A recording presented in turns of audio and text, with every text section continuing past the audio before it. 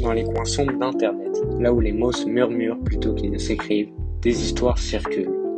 Des récits réels, troublants, partagés par des anonymes qui n'ont qu'une envie: briser le silence de leurs souvenirs. Reddit, ce lieu où les confessions les plus terrifiantes prennent vie, regorge de ces instants que l'on préférerait oublier, mais qui, une fois lus, ne nous quittent plus jamais. Des rencontres étranges au beau milieu de la nuit, des pas qui n'auraient jamais dû se faire entendre, des ombres là où il ne devrait y avoir personne. Ce soir, je vous emmène dans l'esprit de ceux qui ont vécu l'inexplicable, et si vous pensiez dormir tranquille, je vous conseille d'y réfléchir à 2 fois. On commence tout de suite avec la première histoire, une silhouette mystérieuse.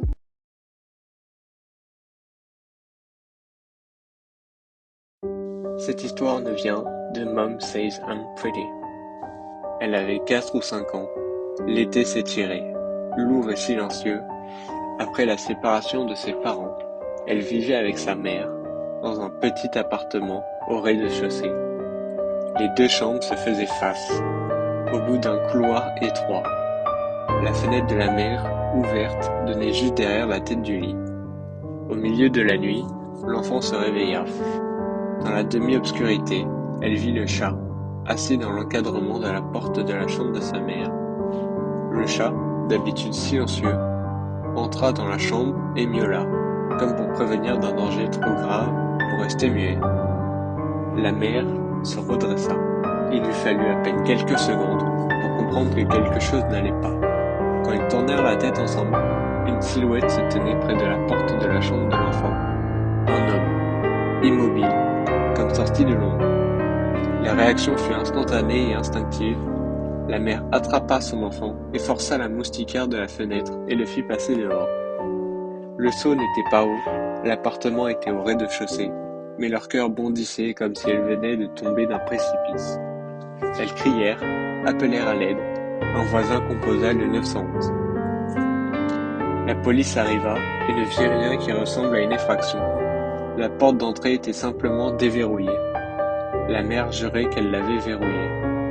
Quelques jours plus tard, en nettoyant la cuisine, elle ouvrit l'armoire du chauffe-eau et trouva un cahier couvert de noms et de dessins, une paire de gants, des emballages de chewing-gum. Ce petit trésor macabre parlait d'une présence tapie, familière, qui avait épié leur nuit. On ne sut jamais vraiment qui était cet homme, ni comment il avait pu être là, si près, dans l'intimité d'une chambre d'enfant. Le mystère resta suspendu, comme une porte entrouverte dans la nuit. Mom Says I'm Pretty conserva des années durant le souvenir froid de ses souvenirs. Le chat qui miaule, la silhouette dans l'encadrement, la mère qui agit sans penser, et la certitude qu'il suffit d'un instant pour que la sécurité d'une maison bascule en peur.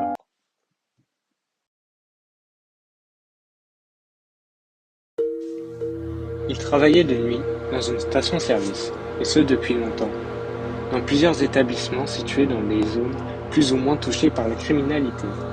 Il avait ses habitués, bien sûr, étant de petite taille, tout comme sa collègue, avec qui il se partageait les nuits de la semaine. Ses habitués se montraient souvent inquiets pour eux, et quand ils le pouvaient, gardaient un œil sur les situations étranges. Parmi eux, il y avait un homme qui travaillait dans le métro, à 1 heure de route. Chaque matin, cet homme s'arrêtait pour acheter ses cigarettes. Il ne souriait jamais et paraissait toujours froid. Alors comme souvent, le guichetier se mit en tête de lui arracher un sourire un jour. Cela prit des mois, mais il y parvint enfin. Il avait préparé les cigarettes à l'avance, déjà scannées, prêtes à être payées dès que l'homme franchirait la porte. L'homme sourit pour la première fois puis lui demanda: « Tu n'as jamais peur pendant ton service de nuit ? Tu es petit, ce n'est pas sûr. » Il répondit que parfois oui, mais qu'il pouvait verrouiller les portes et se cacher si nécessaire, et que la police provinciale avait un poste tout près, avec des patrouilles qui passaient régulièrement pour laver leurs véhicules. L'homme hocha la tête, puis raconta une histoire remontant à la fin des années 80 ou au début des années 90, lorsqu'il venait d'arriver d'Europe de l'Est avec sa femme et son enfant. Une nuit, alors qu'il travaillait de nuit dans une station-service, il s'endormit. Lorsqu'il se réveilla, le téléphone sonnait depuis des heures et son patron le secouait violemment pour savoir s'il allait bien. Il allait très bien, expliqua-t-il, désolé de s'être assoupi. Son patron cria que ce n'était pas le problème, Il regarde dehors.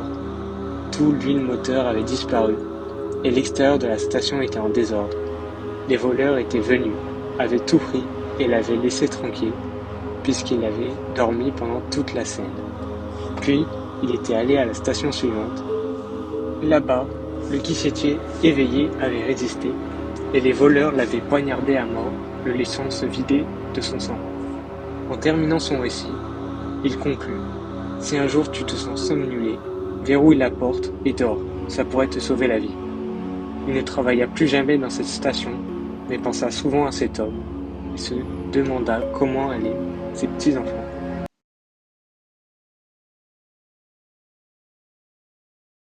Quand il était enfant, sa grand-mère avait une amie très proche qui venait souvent l'aider à les garder, lui et ses cousins.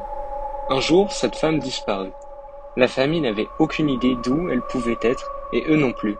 Environ une semaine plus tard, la police retrouva son corps dans une benne à ordures. Elle était morte depuis 4 ou 5 jours, victime d'un vol violent et poignardée à plusieurs reprises. Tragique, qui pouvait bien agresser une vieille dame ainsi. C'est là que les choses prirent une tournure étrange. Quelques jours avant la découverte du corps, ses 3 cousins jurèrent l'avoir vu marcher dans leur jardin puis frapper à leur fenêtre. Le lendemain, des équipes de recherche fouillaient déjà la zone. Ce n'est qu'après que le corps fut retrouvé que la chronologie établie par la police rendit leur témoignage impossible. Et pourtant, ils restaient persuadés que c'était bien elle. Pour donner plus de contexte, le jardin en question était grand et partagé par tout l'immeuble, composé de 4 appartements, 2 en haut et 2 en bas. Ses cousins vivaient dans l'un des logements du rez-de-chaussée, à gauche. Tout le terrain était entouré d'une clôture en bois et certaines zones du jardin n'étaient pas visibles depuis leurs fenêtres, à cause d'angles morts. Ce soir-là, il ne faisait pas encore nuit, mais le soleil se couchait presque vers 19h. Dans la chambre qui donnait sur le jardin, les lits, un grand et un simple, étaient simplement posés au sol, sans sommier. Pour voir dehors, il fallait se tenir debout sur le matelas, dos au mur. Le plus jeune frère, regardant par la fenêtre, s'exclama. « Oh putain, il y a quelqu'un dehors! Elle vient de partir !» L'aîné, allongé sur le lit, répondit. « Mais de quoi tu parles? Mec, on dirait la vieille dame. Elle est là où grand-mère a son potager. » L'aîné se tut, incrédule. « Viens voir, elle vient de s'éloigner. » L'aîné finit par se lever, jeta un coup d'œil et dit. « Je vois rien, arrête tes conneries. » Quelques instants plus tard, le frère du milieu vint à son tour et dit. « Oh merde, elle est là! Elle vient vers nous! » Ils la virent alors frapper à la fenêtre. Pris de panique, ils hurlèrent et coururent chercher leur père. Celui-ci ne les crut pas au départ, mais finit par céder et sortit vérifier. Rien, personne. Un détail glaçant, la configuration de l'immeuble empêchait quiconque d'accéder au jardin directement depuis un appartement. Il fallait obligatoirement passer par le couloir principal, déverrouiller la porte et seulement alors entrer dans l'arrière-cour. Et pourtant, ce qu'ils avaient vu restait gravé dans leur mémoire.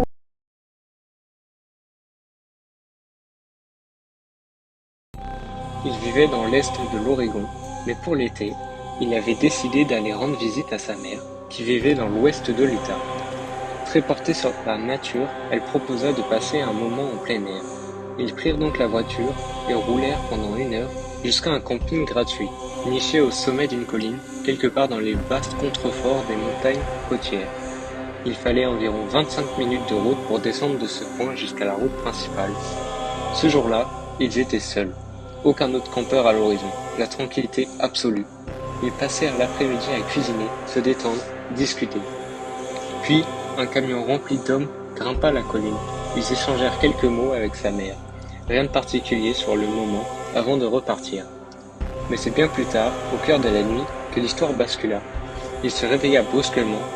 Sa mère était assise, droite comme un piquet, les yeux écarquillés. Ils avaient toujours eu le sommeil léger, alors le simple son de sa respiration, haletante, avait suffi à le réveiller. En le voyant ouvrir les yeux, elle plaqua immédiatement sa main sur sa bouche pour l'empêcher de parler. C'était le silence total. Et puis, sans prévenir, des bruits de pas, juste à côté de la tente, lent, lourd, si proche qu'on pouvait entendre les brindilles craquer sous les semelles.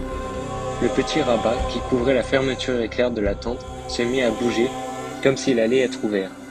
Le cœur battant, figé, il attendait. C'est alors que sa mère fit preuve d'un sang-froid remarquable Elle prit une voix forte, ferme, presque autoritaire. « Kenny, prends le fusil !» Kenny, c'était son père, mais il n'était pas là. Ce n'était que lui et sa mère, dans cette tente, seuls, au milieu de nulle part. Et pourtant, cette phrase, jetée dans la nuit comme une alerte, fit mouche. Les pas cessèrent, et puis plus rien. Le silence, les intrus, quels qu'ils soient, étaient partis.